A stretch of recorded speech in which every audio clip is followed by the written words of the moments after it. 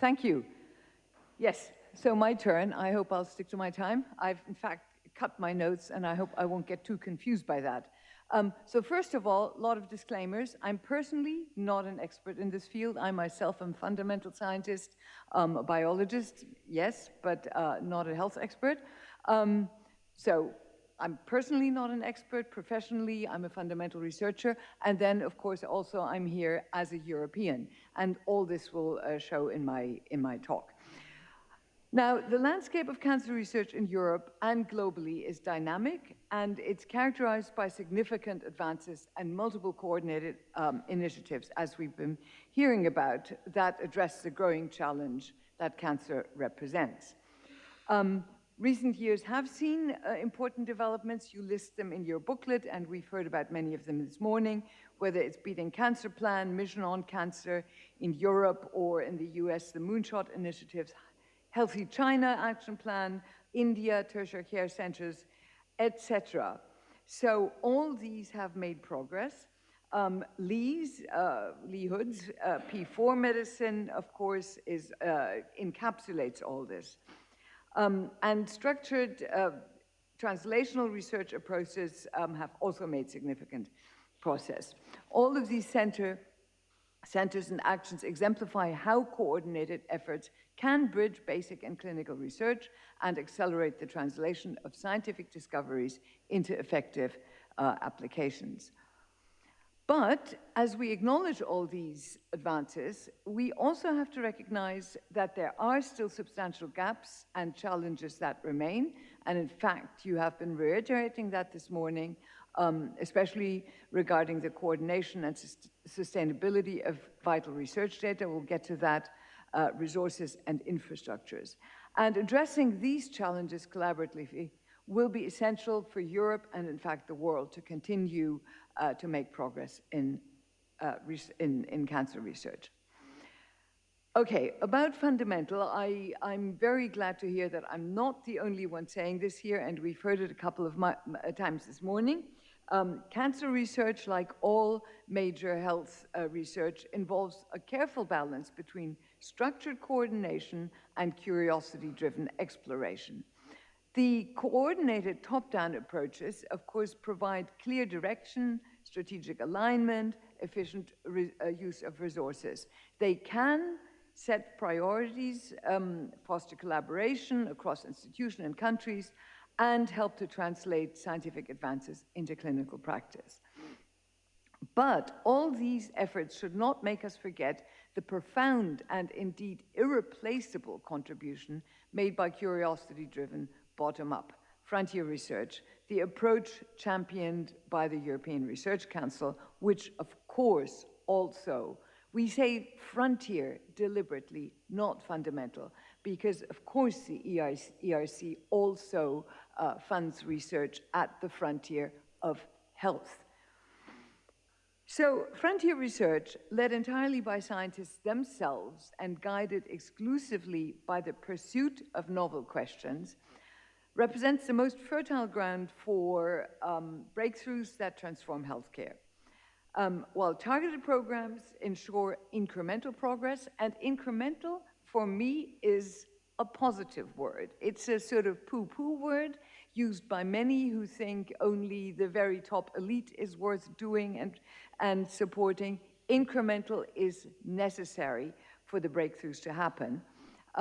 So targeted programs often ensure that incremental progress is made at the front, but frontier research, of course, pushes the boundaries and opens new avenues. And we know all the examples, RNA vaccines, CRISPR-Cas, et cetera, et cetera. Now, the ERC's approach is explicitly free from external priorities and other constraints, and thereby allows researchers the intellectual freedom to follow unexpected leads and pursue unconventional ideas without red tape. And one would have hoped to have heard a more positive statement about red tape being removed elsewhere in EU programs.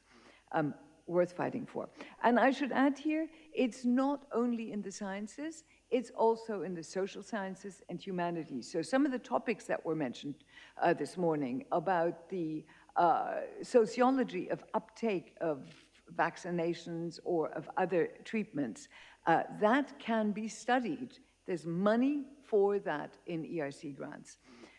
And this flexibility is crucial because innovation, that's where innovation comes from. I actually like to bring up at this point a funny irony. Many of you are almost as old as I am, and remember when Nixon declared the war on cancer 50 years ago. Now, we haven't won the war on cancer. But curiously, what that money did is it was used by people in fundamental cell biology, fundamental research, fundamental molecular biology, to do fundamental research and discover the basis of cancer, some of the stuff that Harold showed this morning. So that's great, and again, it was the lack of red tape that allowed that to happen. So I think let me get back to my notes.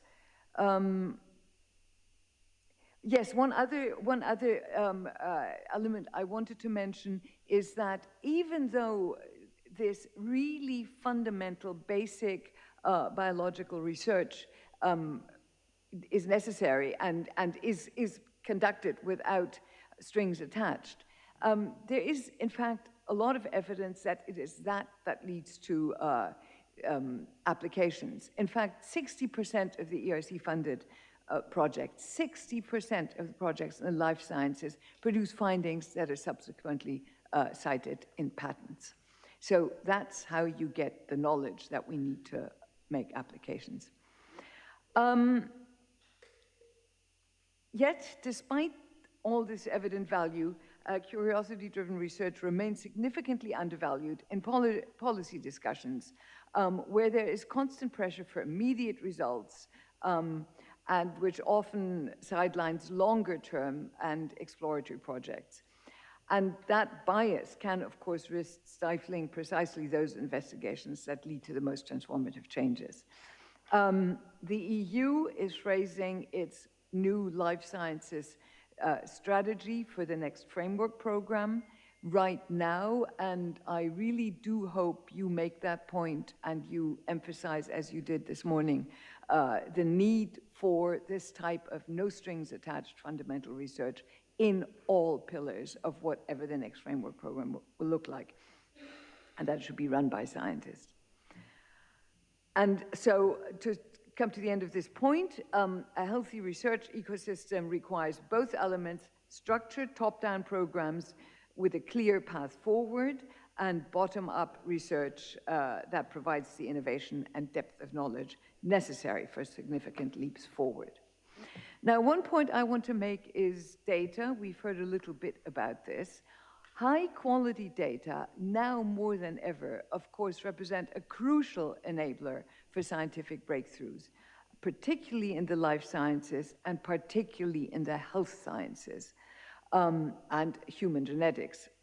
In cancer research, the ability to conduct large-scale data analyses is increasingly decisive and enables us to derive significant new insights into disease mechanisms. In fact, we all acknowledge that future breakthroughs in biomedical research will depend heavily on leveraging large integrated data sets together with AI techniques. Europe, I understand, I don't know from my own experience, but I hear it from colleagues in health research. Europe has many rich data sources, many of them well annotated and well curated, but their potential is severely constrained, mostly by fragmentation, by being in silos, by limited accessibility. Hospitals, universities, research institutions across Europe often use different data formats and incompatible systems, even within the same city, as I heard someone report last week. And these discrepancies, of course, hinder the effective sharing of information, and they hinder the application of AI, which would be otherwise so powerful, which prevents researchers from tapping into the full potential of existing data pools. Everyone's talking about getting new data, even using AI to get new data. We have them, but we can't access them usefully. And that fragmentation, of course, restricts the scope of analyses and also leads to duplicated efforts. While Europe is a leader in data protection and regulation, for example, through the GDPR, inconsistent national interpretations and implementations on top of the Europe-wide regulations have created further unnecessary complexity. This is where we have to speak to our home governments to stop them doing that. And people who are in favor of the AI regulations at European level are very concerned that this is going to happen as well for AI regulations. And the unintended consequence is, of course, that both researchers and companies face significant bureaucratic hurdles when attempting cross-border data collaboration. We had a recent workshop. The ERC organized a workshop together with policymakers, scientists, and industry leaders who underscored the urgent need for harmonization and improved data accessibility. So the participants advocated for centralized European data repositories under clear EU oversight with robust privacy standards. And that really would allow us to use what's already here at a better level.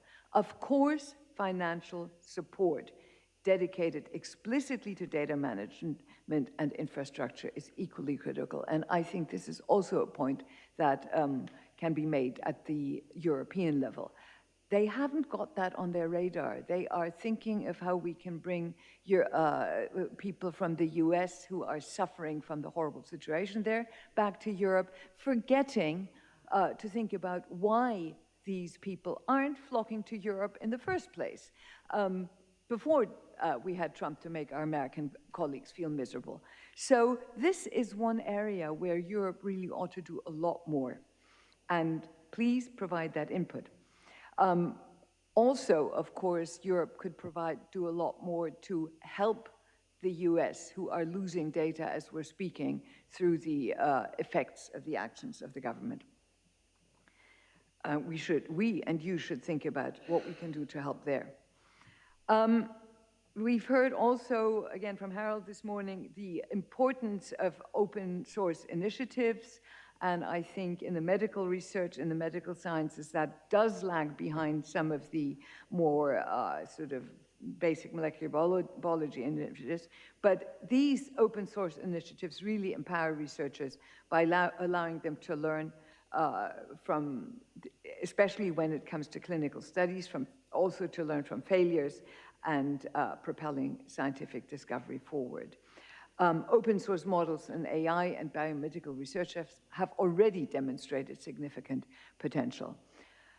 So addressing this data fragmentation requires concerted policy efforts at the European level and at the global level, combining regulatory harmonization, dedicated financial support, and incentives for data sharing. People should not be rewarded for sitting on their own data and trying to mine them at the exclusion of others. The ERC emphasizes the importance of these measures of open science, of sharing, of funding databases. And we argue that improved data availability and integration are not merely desirable, but essential for Europe's competitiveness. So if Europe can implement all these recommendations, we can position ourselves as a leader in harnessing the full potential of data-driven health research. And in that way, we would significantly enhance our ability to make fundamental discoveries in cancer research and healthcare and lead to concrete improvements in patient outcomes and societal health that you all are working towards so tirelessly. And I think I'll stop there. Thank you.